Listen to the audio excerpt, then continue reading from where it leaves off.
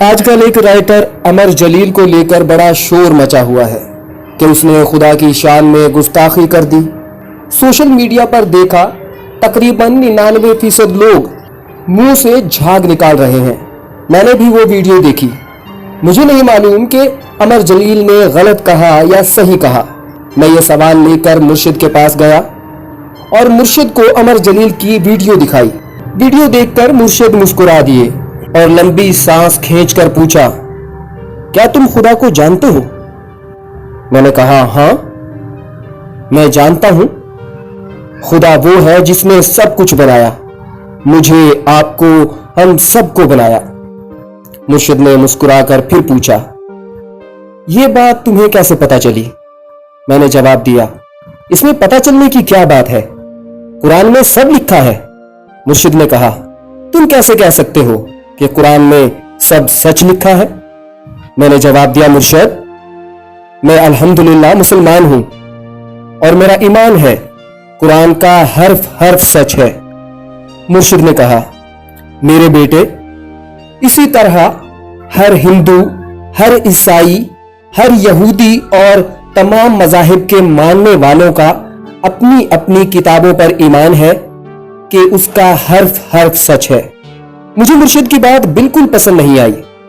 میں نے بلند آواز میں کہا، مگر مرشد، قرآن حق ہے، اللہ کی کتاب ہے، دوسری کتابوں کو آپ قرآن کے مقابلے میں کیسے لا سکتے ہیں؟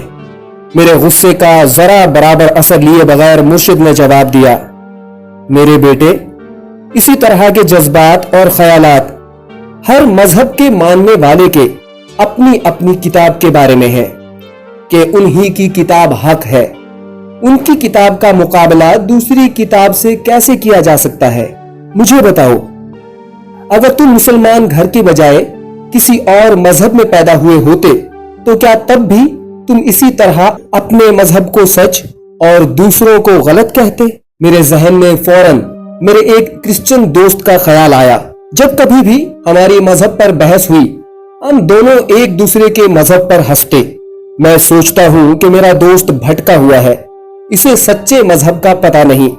اس کے ماں باپ نے یہ گناہ کیا کہ اسے باطل مذہب کے پیچھے لگا دیا، اور بالکل اسی طرح کے خیالات میرے دوست کے میرے بارے میں ہیں۔ مجھے خیالوں میں ڈوبا دیکھ کر مرشد نے مجھے ہلایا۔ کیوں میاں، کہاں کھو گئے؟ میں نے مرشد کے سوال کو اگنور کرتے ہوئے اپنا سوال کیا، تو مرشد، پھر صحیح کون ہے؟ کس کا راستہ ٹھیک ہے؟ مرشد دور کہیں خلا میں گھورنے لگے۔ کچھ دیر خاموشی کے بعد گویا ہوئے، بیٹے، میں تو آج تک یہی نہیں جان پایا کہ میں کون ہوں۔ میں جسم ہوں تو کون سا جسم؟ جو 5 سال کی عمر میں تھا وہ جسم، یا جو آج 60 سال کی عمر میں ہوں وہ؟ میں نے روٹی کھائی، وہ میرا جسم بن گئی۔ میں نے کوئی بات سنی، وہ میری سوچ بن گئی۔ یہ سب تو باہر سے آ رہا ہے نا، یہ میں کیسے ہو سکتا ہوں؟ میں ڈھونڈتا پھرتا ہوں کہ پھر میں ہوں کون؟ اور جسے اپنا ہی نہیں پتا، وہ تمہیں کیسے بتائے گا کہ کون ٹھیک اور کون غلط ہے؟ بیٹا، ہم صوفیوں کا راستہ عشق کا راستہ ہے، ہمارے لیے سب ہی ٹھیک ہے۔ ہم نے محبت کا مذہب پکڑ لیا ہے، کیونکہ تمام مذاہب کا نچوڑ محبت ہی ہے۔ میں جتنا مذہبوں کو سمجھ پایا ہوں، اس بنا پر یہ کہہ سکتا ہوں کہ جس طرح یہاں سے لاہور جانے کا راستہ ہے تو کوئی کار میں جاتا ہے، کوئی جہاز میں، کوئی ریل میں، اور کوئی پیدل ہی جاتا ہے۔ پہنچ سب ہی جائیں گے، بس راستے الگ الگ ہیں، منزل سب کی ایک ہے۔ مرشد کی باتیں مجھے کچھ خاص سمجھ نہیں آ رہی تھی۔ مگر مرشد، امر جلیل نے میرے رب کی شان میں گستاخی کی ہے، اسے سزا ملنی ہی چاہیے۔ مرشد نے تیز آنکھوں سے مجھے دیکھا اور کہا، کتنا کمزور ہے تمہارا خدا کہ ایک انسان کی گستاخی سے اس کی گستاخی ہو گئی۔ کیا اس کی گستاخی ہو سکتی ہے؟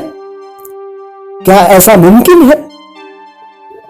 تم دن رات سورج کو گالیاں دو، सारी दुनिया के सारे मुल्क मिलकर उसके खिलाफ साजिशें करो, तो क्या सूरज का कुछ बिगाड़ सकते हो?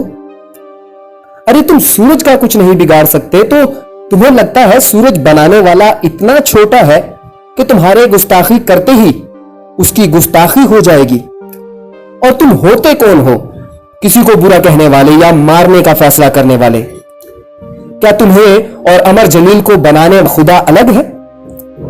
अगर वो एक ही खुदा है तो वो उतना ही अमर जलील का खुदा है जितना तुम्हारा। ये उसका और रब का मामला है। खुदा इतना कमजोर नहीं कि उसे तुम्हारी जरूरत हो। हकीकत तो यह है कि खुदा का नाम इस्तेमाल करके तुम खुद के लिए ही लड़ते हो।